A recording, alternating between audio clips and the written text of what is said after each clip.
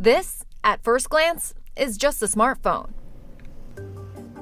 But once you know what's inside, it becomes clear it's so much more than that. What really changed everybody's view of this device was what was at the heart of it. The microprocessor that was designed and manufactured in China. It's at the center of tensions between the world's two biggest economies.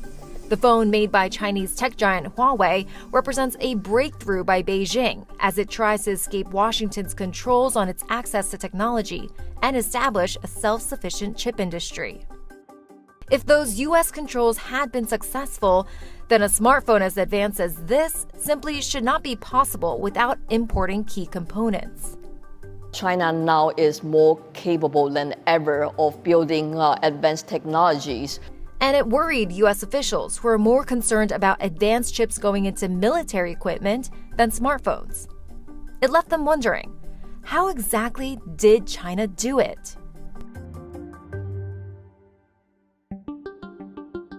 U.S. Secretary of Commerce Gina Raimondo's visit to Beijing in late August was supposed to calm a standoff that has set China and the U.S. at odds with each other on everything, from geopolitics to trade.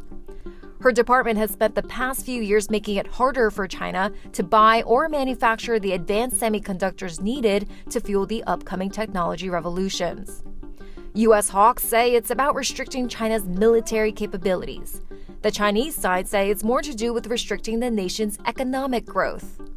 There is no room to negotiate when it comes to protecting Americans' national security. Her visit was quickly overshadowed by this.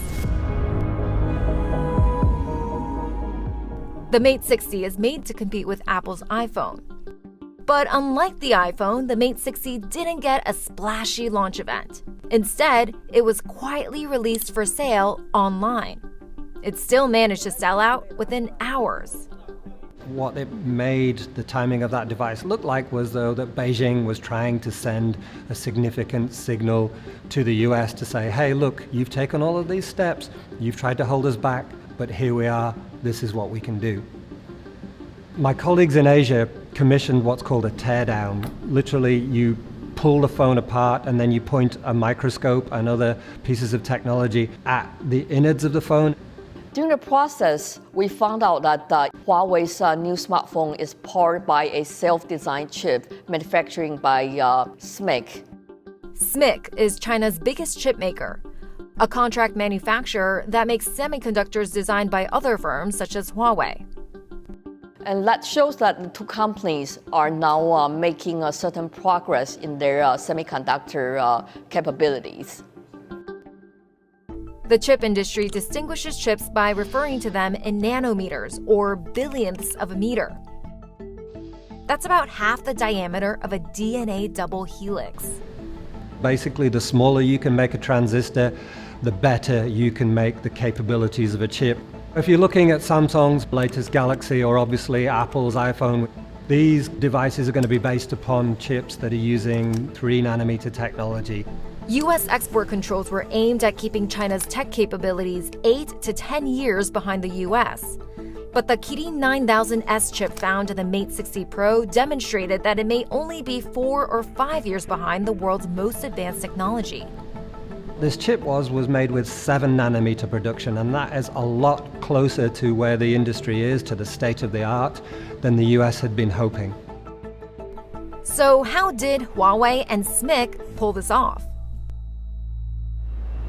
In recent years, the majority of the world's most advanced chips have come from here, Taiwan. And there's one single company that makes most of them, TSMC. In the past, the Huawei unit HiSilicon was able to design chips that it delegated TSMC to manufacture and import. The U.S. sanctions stopped that. China does seem to be able to find its way to find alternatives when there is a lack of Western technologies available. The single most important piece of equipment for making the most advanced chips is what's known as an extreme ultraviolet lithography, or an EUV machine. It took decades to develop, and each one costs more than $100 million. they're able to etch patterns into chips as small as 3 nanometers. Only one company in the world makes them, the Dutch firm ASML. ASML hasn't been allowed to export its EUV machines to China, never. It has been allowed to export something called DUV, a different type of technology, an older type of technology. It was thought that by basically limiting them to that type of technology, that they'd never get beyond a certain stage. What we found, and this chip would appear to indicate, is that actually they were able to squeeze the capabilities of this DUV machinery to get way more advanced lines in those pieces of silicon than the US had hoped. Bloomberg reporting discovered that SMIC did actually use some of these older DUV machines from ASML. But the key question is whether it can produce the component at scale and efficiently enough to make it cost-effective. In fact, the reason the handset sold out may have had more to do with supply, not enough chips, than demand. It also means it may be harder to get to the next stage, below 7 nanometers. I was obviously, I don't know what the right word, upset, when I saw the Huawei announcement. The only good news, is if there is any, is we don't have any evidence that they can manufacture 7 nanometer at scale.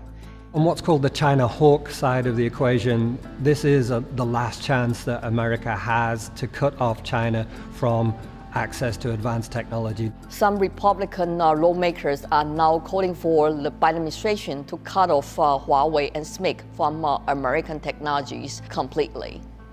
In the short term, there's likely to be a degradation of their capabilities. But if you look at this from a long-term perspective, you've given them every incentive in the world to go out and do it themselves. China remains the biggest semiconductor consumer. And if the companies like Intel and NVIDIA loses this major market, that means that they could generate significantly less revenue and hurt their ability to continue to innovate and keep the US ahead of China. Chinese spending plans on semiconductor have been widely reported to be in excess of $100 billion. That's 3 or 4 times the annual spending of a major chip maker like TSMC.